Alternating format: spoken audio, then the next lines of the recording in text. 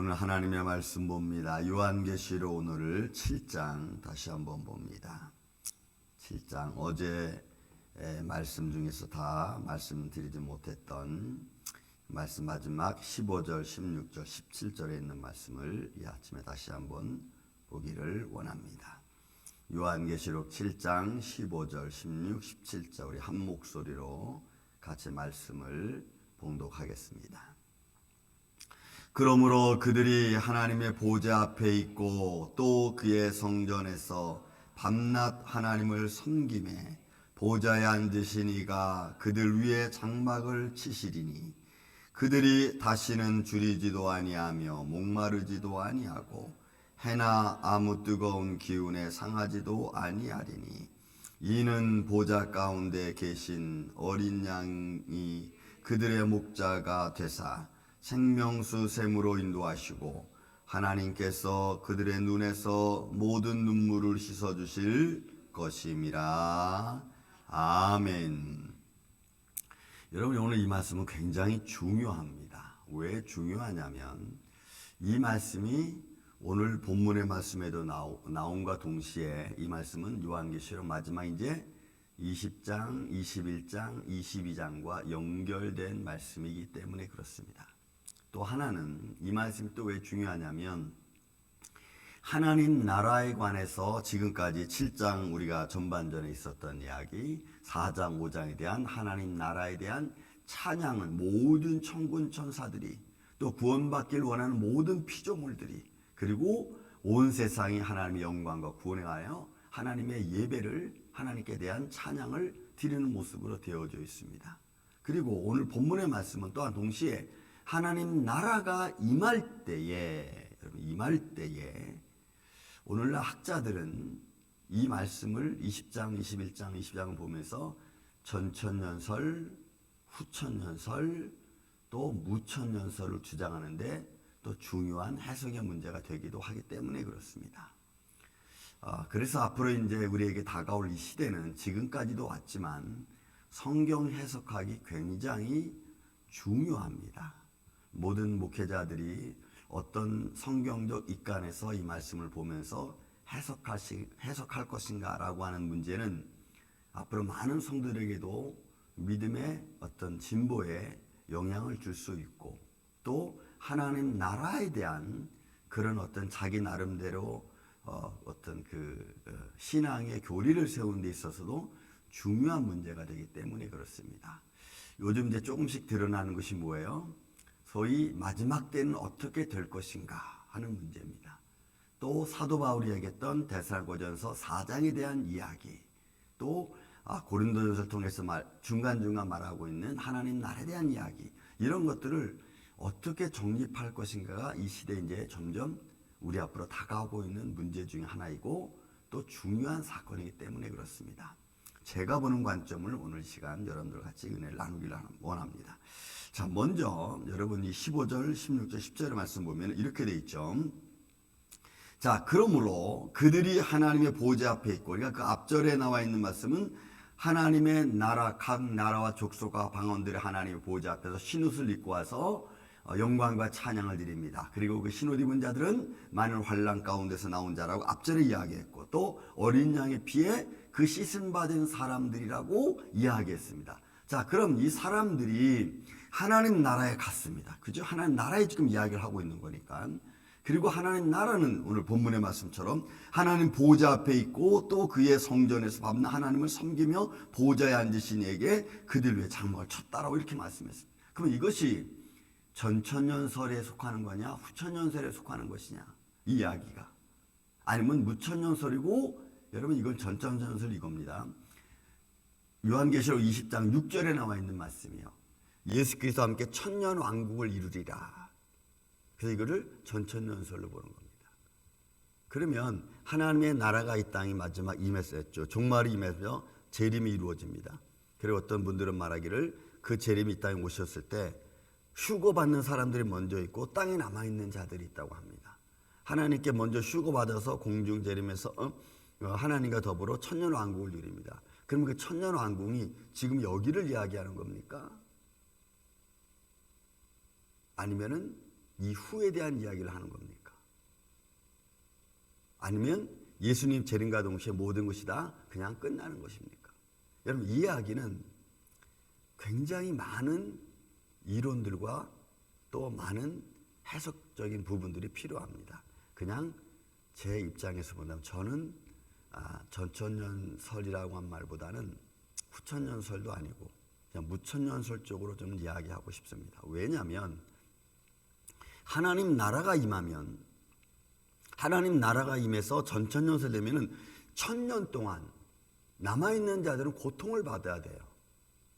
남아있는 자들은. 그럼 이거는 성경 해석학적으로 조금 문제가 생길 수 있습니다. 여러분, 1000년 동안 하나님 예수 그리스도와 함께 1000년 왕국을 누리고 있는 사람들에게는 뭐 문제가 될 거 없죠. 왜? 하나님 나라에 있으니까. 그런데 아직도 지옥에 가지 않고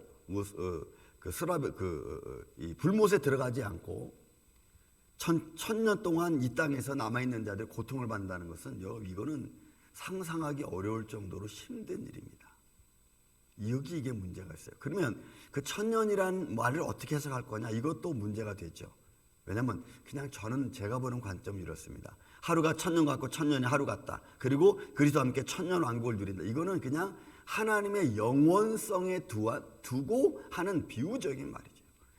영원한 하나님과 영원한 행복을 누린다고 하는 그런 하나님의 영원성에 대한 것을 이렇게 표현을 했을 거라고 저는 봅니다. 왜냐하면 여러분, 1000년이라는 것은 사실 작은 날짜가 아닙니다. 그죠? 어마어마하게 긴 날을 말해요. 그리고 그 1000년 동안의 왕노는 여러분 요한계시록 20장에 보면은 둘째 사망의 해를 받지 않는 거예요.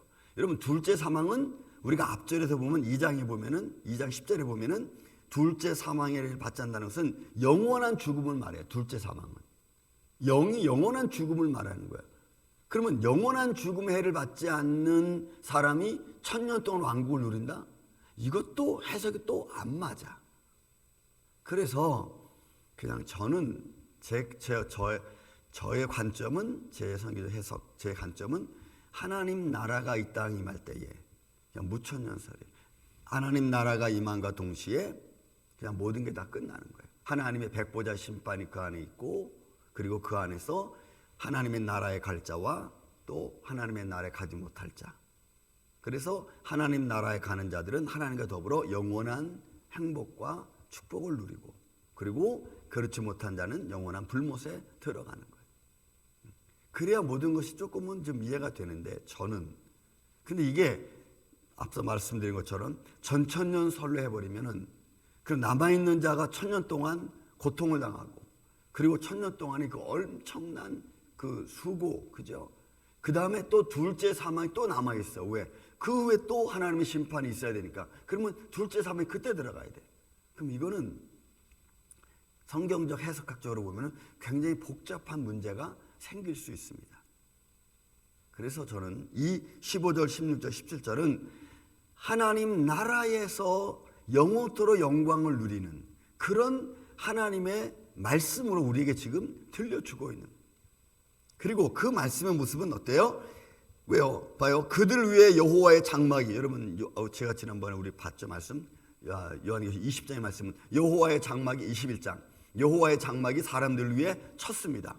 그러면 이 여호와의 장막이 사람들 위해 쳤으니까 그 안에서 누리는 것은 우리가 하나님 보좌 앞까지 보잖아. 하나님의 보좌 앞에까지 가서 하나님 영광을 찬양하고 신을 듣고 찬양하는데, 그 후에 또 어떤 심판이 있다는 것은 우리가 좀 성경적으로 매치시키기가 쉽지 않습니다. 지금 여기서도 하나님의 보좌 앞에 있고 또 그의 성전에서 밤낮 하나님을 우리가 섬기고 찬양합니다. 여러분, 밤낮이라고 하는 것은 우리 인간 이해할 수 있는 개념으로 밤낮을, 그러니까 종일, 하루 종일 온종일 말하는 거죠. 그런데 하나님 나라에는 밤낮이 있습니까? 있을까요? 왜요? 그 보좌가 영광이 비치는데 더 이상 해는 무의미합니다. 이 땅에 옛 땅은 무의미합니다. 태양빛의 밤낮의 주관은 무의미합니다. 그러면 여기서 밤낮이란 말은 온전히 하나님을 찬양하는 거예요. 온전히 그 하나님 나라 자체가, 하나님의 나라 자체가 예수 그리스도 어린 양의 주관자이니까, 보좌의 영광의 나라니까 거기에는 다른 밤낮이라는 것이 있을 수 없는 거죠. 그냥 이 말은 우리 육신을 가진 우리 인간이 이해할 수 있는 그런 말씀으로 온종일 다 모든 것이 처음부터 끝까지 다 하나님을 찬양하는 모습으로 되어 있어요. 그리고 찬양은 본문에 있는 말씀처럼 그들 위에 보좌에 앉으신 이가 그들 위에 장막을 쳤으니까 여러분 거기에 더 이상 또 다른 천년 왕국이 거기서 이루어졌다가 또 다시 심판이 있다는 것은 조금 이해하기가 쉽지 않은 말씀이 될 수 있습니다. 요즘에 많은 학자들이 지금 이제 제가 말씀드린 것처럼 전천년설, 후천년설, 무천년설 그 또 다른 것들을 주장합니다. 그러니까 저는 그런 것들을 그냥 좀 무시하고 그냥 성경에서 입장에서 흐르는 맥락을 보면은 바로 이런 모습으로 진행되지 않겠느냐. 그 다음에 또 여러분 그런 하나님의 나라는 더 이상 보세요. 16, 17절 그들이 다시는 줄이지도 아니하고 목마르지도 아니하고 해나 아무 뜨거운 기운에 상하지도 아니합니다. 그러니까 온전히 하나님의 영원한 그 은혜 안에서 여러분 생명수 강가죠. 왜냐하면 요한계시록 22장 이제 22장에 가면은 생명수 샘물이 보좌에서 흘러내립니다. 보좌에서 생명수 샘물이 흘러내리고 좌우편에는 여러분 생명나무 열매가 있습니다. 그것을 먹어야 되는 거예요. 그러면 영원한 나라의 그 영광은 그 영원성은 하나님 보좌에 있는 거죠. 그래서 생명수 샘물을 먹어요. 왜냐하면 에덴 동산에 보면은 아담이 범죄를 하고 나서 스랍이 여러분 에덴 동산을 지켰습니다. 생명나무 과실을 먹지 못하도록. 이유는 죄를 짓고 영원히 살 수 있으면 안 되기 때문에 그래서 하나님이 스랍으로 지켰어요. 그러니까 결국 하나님 나라는 하나님의 영광의 보좌에서 영원한 보좌에서 흘러내리는 영원한 생명수를 늘 먹고 마시면서 그러니까 천군 천사들이 그 안에 있는 모든 구원받은 백성들이 영원히 사는 그 과정 속에 하나는 생명수, 생명나무를 먹는다는 거죠. 그게 여러분 영원성이에요.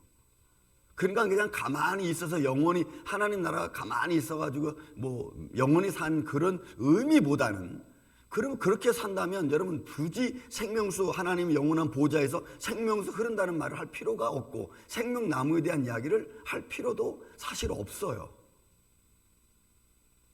왜 그렇습니까? 하나님의 나라는 하나님의 영광의 보좌가 영원한 하나님의 나라의 보좌에서 흘러내리는 영원한 생명수, 영원한 생명나무 그 나무와 열매를 그 물을 여러분 생명수를 마시는 거예요. 예수님이 여러분 6월절에 돼서 명절날 올라가셔서 누가복음 외치는 게 뭡니까?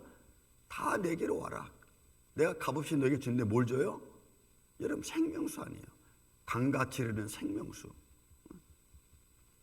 그래서 굉장히 말씀은 중요한 말씀입니다. 그러기에 줄이지도 아니하고 목마르지도 않아. 이러면 우리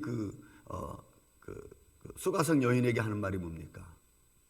내가 누군지 알았다면 내게 물을 달라 그랬을 것이고 나는 너에게 영원히 목마르지 않는 물을 줄 것이다. 그건 우리는 성령이에요. 성령. 예수님을 믿음으로 말미암아 인간적 욕망의 갈증과 육신적 연약한 갈증은 다 사라지는 거예요. 하나님의 영광과 하나님 축복이 그 안에 머물러 있으니까 인간적 갈등은 여러분 해소되는 거예요. 그래서 하나님의 나라는 바로 이런 완벽한 나라죠. 줄이지도 아니하고 목마르지도 아니하고 해나 아무 뜨거운 기운에 상하지도 아니하는 하나님의 나라. 여러분 우리 믿음의 사람들은 그 하나님의 나라에 소망을 두고 있는 줄로 믿습니다. 그래서 그 나라에서 하나님의 영광의 보좌를 바라보고 여러분 지성소에 들어가잖아. 아론이 재물을 가지고 피를 가지고 지성소에 들어가잖아. 그거는 성소에 뿐만에 막혀있는 게 아니고 우리는 하나님의 보좌 앞까지 갈 수 있는 거야. 그러니 그 장막을 우리가 보고 영광을 찬양하고 거기서 흘러내리는 영원한 생명수를 우리가 마시고 또 강자 우편에 있는 생명나무를 우리가 먹고 그러니까 거기에는 인간적 줄임이 이제는 없는 겁니다. 또 여러분 그래서 17절에도 말씀하고 있는 겁니다. 이는 보좌 가운데 계신 어린 양이 그들의 목자가 되사 보세요. 생명수 샘으로 인도하시고 생명수 샘으로 인도해. 그러니까 지금 앞절에 나와 있는 말이에요. 수많은 천군 천사들이 내 생물과 24장로가 딱 중심이 된 하나님의 영광의 보좌와 함께, 그리고 수많은 천사들이, 어떤 뭐라 그랬어요? 앞절에 보니까 각 나라와 족속과 백성과 방언과 아무도 능히 셀 수 없는 무리가 나와서 흰옷을 입고 종려나무를 들고 하나님을 찬양하잖아. 근데 그 목자가 되신, 보좌의 어린 양 되신 이가 우리의 목자가 되시고, 그가 우리를 어디로 인도해요? 생명수 샘으로 인도하는 거야. 그러면 생명수 샘은 여러분 줄 서서 자 생명샘을 먹읍시다 줄 서서 이럴까요? 그러지는 않겠지. 그러면 그 수많은, 셀 수 없는 수많은 사람이 언제 그 생명수를 먹겠어? 줄 서서 먹으면. 그죠? 그 사람들이 다 모여도 한 번에 먹을 수 있는 그런 생명수 강가, 하나님의 나라에 샘으로 인도하시고, 하나님께서 그들의 눈에서 모든 눈물을 씻어주실 것이라. 그러니까 여러분, 우리의 눈에서 더 이상의 눈물, 세상적인 눈물은 있을 수 없는 거죠. 왜? 하나님의 영광의 보좌로.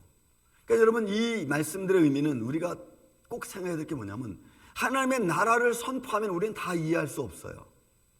여러분, 예수님도 하신 말씀 있죠. 야, 내가 인간의 교훈을 너희가 얘기해도 이해하지 못하는데 어떻게 하나님 나라를 이해하면 너희가 말하면 이해할 수 있겠느냐, 이렇게 말하잖아. 그런데도 예수님은 딴 얘기 하지 않으셨어요. 부활하시고 난 이후에도 예수님이 하신 말씀은 하나님 나라를 선포했다, 이렇게 말씀했다. 그러니 여러분, 그 교훈은 저는 좀 그 하나님 나라가 어떤 말씀인지 좀 이렇게 성경에 좀 기록해 놨으면 좋았을 텐데 그 기록은 없어. 그냥 하나님 나라를 선포했더라, 이렇게만 표현하고 있다고. 그리고 밤모섬에서 사도 요한을 통하여 하나님 나라를 이렇게 표현해 주고 있는 거예요. 생명수 강가로 인도함 받은 수많은 셀 수 없는 그 흰옷 입은 하나님의 자녀들이 생명수 샘으로 그 생명수 샘물을 마시고, 그리고 그 마신과 동시에 모든 인간적 모든 눈물은 다 사라지는, 아픔도 슬픔도 또 우리가 당하고 살아왔던 인간적인 모든 그 육신의 정욕, 안목의 정욕, 이생의 자랑으로 말미암아 생겨진 아픔들이 다 사라지는. 여러분, 이 하나님 나라가 오늘 예수님이 우리에게 주신 줄로 믿습니다. 영원한 생명을 여러분 우리에게 주셨잖아. 그래서 요한일서 4장의 말씀에 뭐라 했어요? 예수님께서 이 땅에 오셔서 우리에게 주신 약속, 영원한 생명, 영원한 생명을 주시게 한 약속이잖아. 여러분, 우리에게는 이런 소망이 있는 줄로 믿습니다.